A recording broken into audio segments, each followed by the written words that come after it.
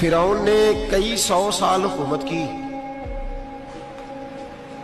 اور اس طرح اس نے ظلم کیے کہ لاکھوں اور ہزاروں بچے قتل ہی کرا دیے. 12,000 عورتوں کے پیٹ میں حمل تھا اس نے ضائع کرا دیا. جب حضرت موسیٰ علیہ السلام اپنی قوم کو لے کے نکلے رستے میں دریا آ گیا, فرعون پیچھے لگا ہوا تھا. وَإِذْ فَرَقْنَا بِكُمُ الْبَحْرَ فَأَنْجَيْنَاكُمْ, اللہ فرماتے تمہارے لیے میں نے دریا کو پھاڑا اور تمہیں نجات دے دی. وَأَغْرَقْنَا آلَ فِرْعَوْنَ, اور فرعون کو غرق کر دیا. وَأَنْتُمْ تَنْظُرُونَ, تم کھڑے دیکھ رہے تھے. اب جب حضرت موسیٰ دریا کے کنارے پہنچے تو فرعون بھی پیچھے آیا. فرعون لوگوں سے کہا کرتا تھا کہ میں کہتا ہوں تو دریا چلتا ہے, میں کہتا ہوں تو ہوائیں آتی ہیں, میرے حکم کے پابند ہیں سارے. جاگ رہے ہیں نا آپ حضرات, غور فرمائیے گا بات پر. دعویٰ تھا اس کا کہ میں کہتا ہوں تو نظام زندگی چلتا ہے. اب جب دریا کے کنارے پہنچی حضرت موسیٰ علیہ السلام تو اللہ نے حکم دیا کہ آپ عصا ماریں. جناب موسیٰ نے عصا مارا, 12 رستے بن گئے. اب حضرت موسیٰ کی قوم گزر رہی تھی تو فرعون سے پوچھنے لگے کہ تو کہتا تھا میرے حکم سے چلتا ہے, تو وہ تو حضرت موسیٰ نے ڈنڈا مارا ہے تو رستہ بن گیا. باز نہیں آتا انسان باز بہنے بڑے ہیں اس کے پاس, بڑی دلیلیں ہیں. جھوٹ سچ بول کے اپنے آپ کو مطمئن کرتا ہے, آخر دم تک تبدیل ہونے کو تیار نہیں ہوتا. دلیلیں گھڑتا رہتا ہے, بناتا رہتا ہے, شور کرتا ہے جان بوجھ کے. بھئی تو کہتا تھا میرے چلانے سے چلتا ہے, تو باز ابھی بھی نہیں آیا. کہنے لگا میں نے ہی حکم دیا ہے کہ ذرا پھٹ جا, مجھے یہ زندہ چاہیے.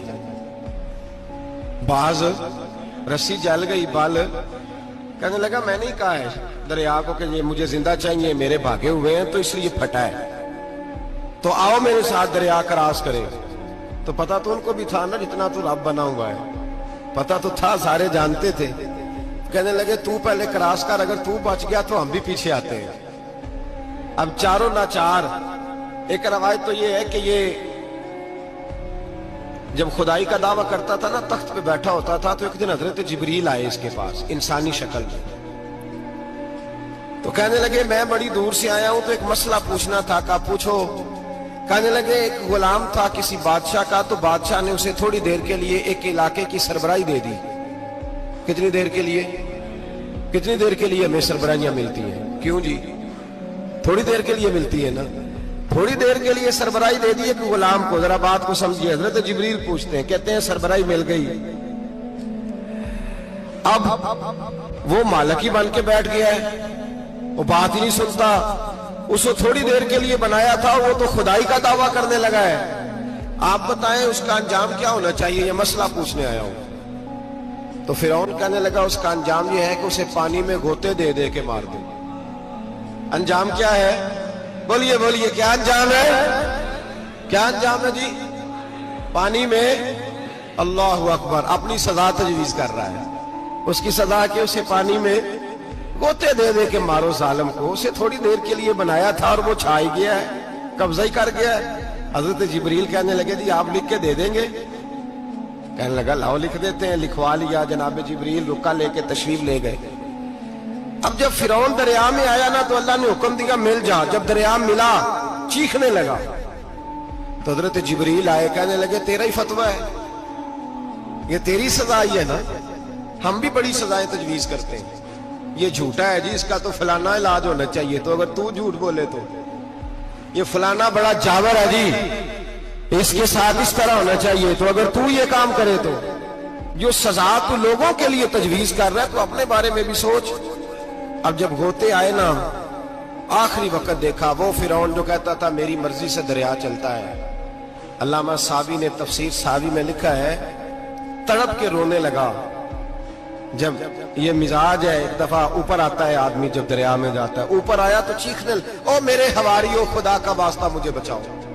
کہنے لگے تو کہتا تھا میری مرضی سے چلتا ہے. بے بسی ہے, تڑپتا ہے, روتا ہے.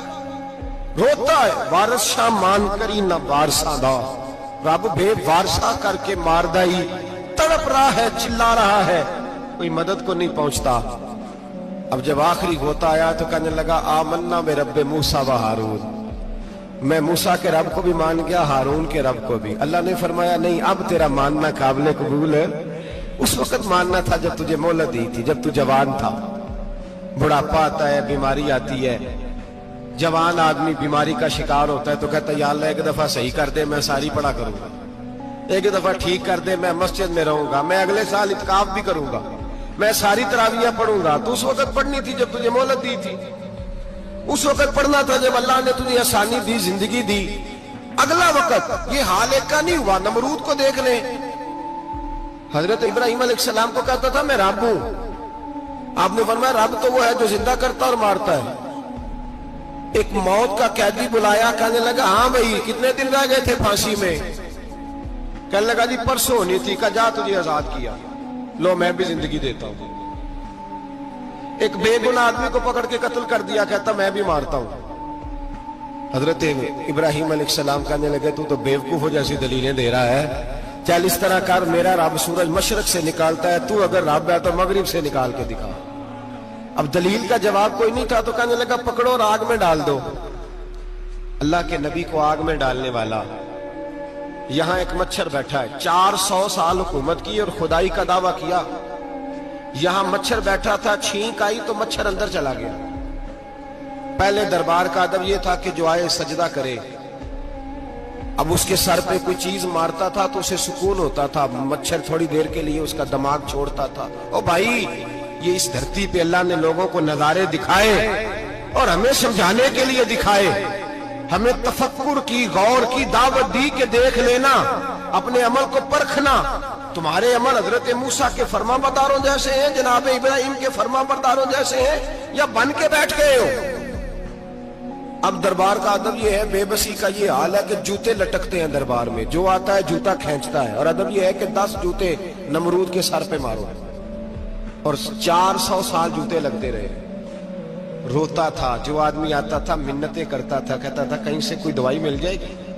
पागलों जैसी जिंदगी गुजारी, पागलों जैसी सख्त। वो तो हिसाब, वकूए कयामत तो हिसाब होगा ही।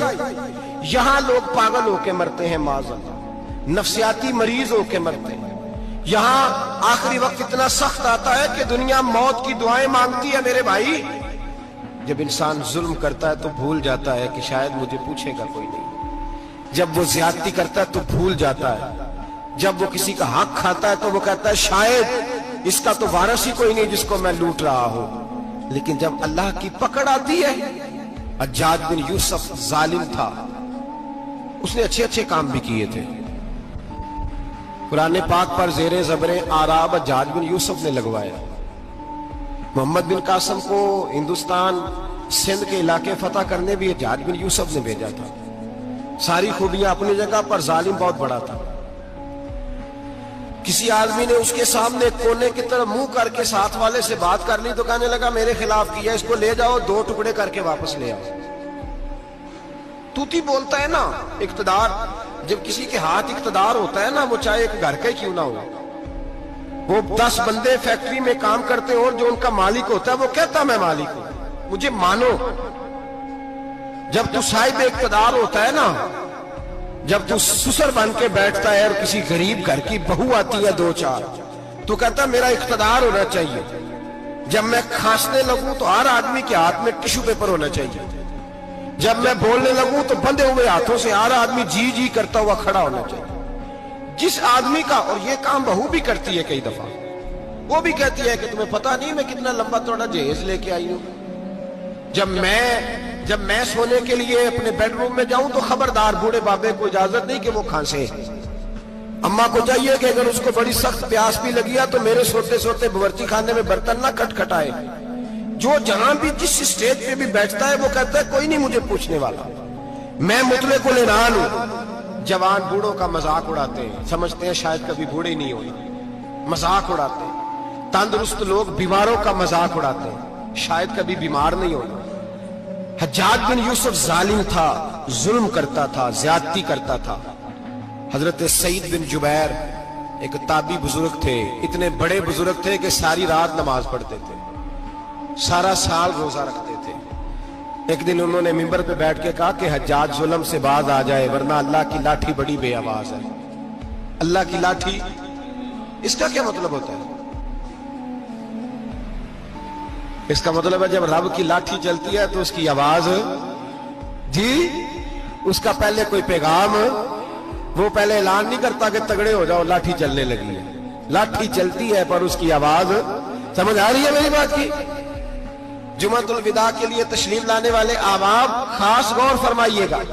حجاج بن یوسف کو پتا چلا کہ حضرت سعید بن جبیر نے میرے خلاف بات کی. بلا لیا, کہنے لگا تو نے میرے خلاف بات کی ہے؟ فرمانے لگے کی ہے. کہنے لگا تجھے پتا ہے میں قتل کر دوں گا. آپ فرمانے لگے نہ تو زندگی کا مالک ہے نہ موت کا مالک ہے, تو کیسے قتل کر؟ کہنے لگا تجھے پتا ہے میرا. فرمایا میں نے تجھے نہیں, میں نے تو کئی شداد, کئی حماد, کئی قارون, کئی فرعون, کئی نمرود دیکھے, کئیوں کی داستانیں سنی. تو کون ہے؟ تو چھوٹا سا ہے. ایک جملہ ہے ملا جلال الدین رومی کا, بڑے درویش تھے, ایک بات کہہ گئے. کہنے لگے نمرود جتنے پیسے نہیں, فرعون جتنی حکومت نہیں, قارون جتنی دولت نہیں, ورنہ فرمانے لگے میرے زمانے میں بھی کئی لوگوں کا خدا بننے کو دل کرتا ہے, کئی لوگوں کا دل کرتا ہے, لیکن نمرود جتنے پیسے, فرعون جتنی طاقت اور قارون جتنی دولت نہیں, ورنہ ہو سکتا ہے لوگ دعویٰ کر جائیں معاذ اللہ ثم معاذ اللہ. یہ آج سے کئی سو سال پہلے وہ کہہ رہے ہیں, آج تو حالات بڑے ابتر ہیں, اس کی نسبت خطرناک. فرمانے لگے حضرت سعید بن جبیر تو زندگی موت کا مالک نہیں. کہنے لگا پکڑو, قتل کرو اسے, لے جاؤ. جب پکڑ کر کھینچ کر لے جا رہے تھے نا تو حضرت سعید بن جبیر مسکرانے لگے. اب ظالم کے سامنے مسکرائے تو اس کو بڑا غصہ آیا, یہ میرا مذاق اڑاتا ہے. بلا لیا, ادھر آؤ, کیوں مسکرا رہے ہو, کیا ہوا؟ تو حضرت سعید بن جبیر کہنے لگے میں مسکرا رہا ہوں تیری بیوقوفی پر اور اپنے اللہ کی دی ہوئی ڈھیل پر. میں مسکرا رہا ہوں کہ یا اللہ کیا بات ہے, کیا تیرا شان ہے, کیسے لوگوں کو ڈھیل دی ہوئی ہے. میں مسکرا رہا ہوں تیری بیوقوفی پر کہ تو سمجھتا ہے شاید مجھے پوچھنے والا کوئی نہیں. کہنے لگا اس کو باہر نہ لے جاؤ, میرے سامنے قتل کرو. ٹھیک ہے جی, قتل کرنے لگے تو حضرت سعید بن جبیر نے منہ کعبے کی جانب کر لیا. انی وجہت وجہی للذی فطر السماوات والارض حنیفا وما انا من المشرکین. جب آپ نے یہ آیتیں پڑھی نا کہ میں نے منہ کر لیا ہے اپنے رب کی جانب, کرو مجھے قتل. کہنے لگا نہیں نہیں, اس کا منہ پھیرو, کعبے کی طرف ہو کے قتل نہ ہو. ہے ظالم پر پاگل ہو گیا ہے. حضرت سعید بن جبیر کے حوصلے نے شکست دے دی, ناکام ہو گیا, مخبوط الحواس ہو. کہنے لگا اس کا منہ پھیر دو. جب کعبے سے پھیرا تو آپ فرمانے لگے للہ المشرق والمغرب فانما تولى فثم وجه اللہ. اللہ فرماتا ہے تم مشرق اور مغرب سارا ہی اللہ کا ہے, جدھر بھی منہ کرو گے ادھر اللہ ہی اللہ ہے, جدھر بھی منہ کرو گے ادھر اللہ ہی اللہ ہے چاروں جانب. پھیر دے جدھر منہ پھیرنا ہے, تو نے پھیر دیا منہ. حضرت سعید بن جبیر کے گلے پہ خنجر رکھا تو آپ نے ہاتھ اٹھائے, کہنے لگے اے اللہ میرے بعد اسے کسی اور پر مسلط نہ کرنا, میرے بعد کسی اور پر مسلط نہ, بس میں آخری ہوں. جب آپ ذبح ہوئے تو اتنا خون نکلا کہ لوگ کہتے ہیں جتنا اونٹ کے وجود سے نکلتا ہے. تر ہو گیا سارا اس کا دربار. ایک سمجھدار آدمی کو بلا کے کہنے لگا اتنا خون میں نے بڑے بندے قتل کرائے ہیں پر اتنا خون نہیں نکلا. تو وہ کہنے لگے لوگ مر جاتے, مرتے وقت ڈر جاتے ہیں, سہم جاتے ہیں, خون سکڑ جاتا ہے.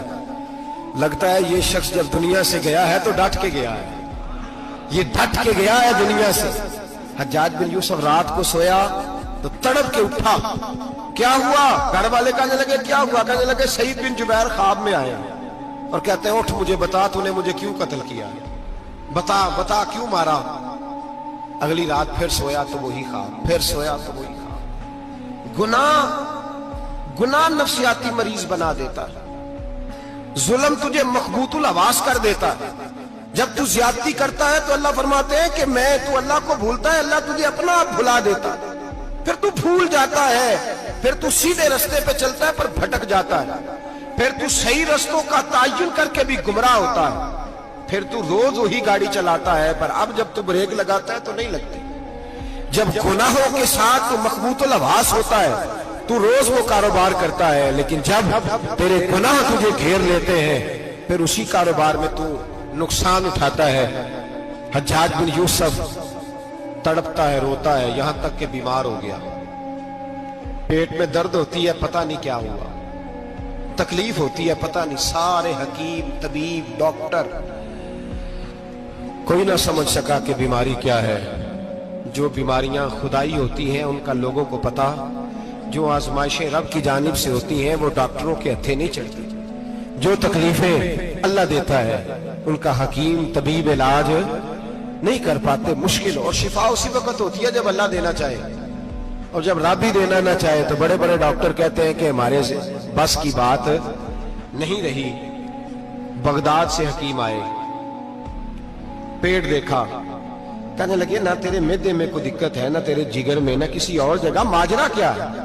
एक आखिरी इलाज है, आखिरी। वो क्या? गोश्त का छोटा सा टुकड़ा धागे के साथ बांध के मुंह में डाला और फिर एक बारीक सा तिनका लेके उसको अंदर डालने लगे गले में। वो गोश्त का टुकड़ा जब हलक के अंदर उतर गया, उस हकीम ने वापस खींचा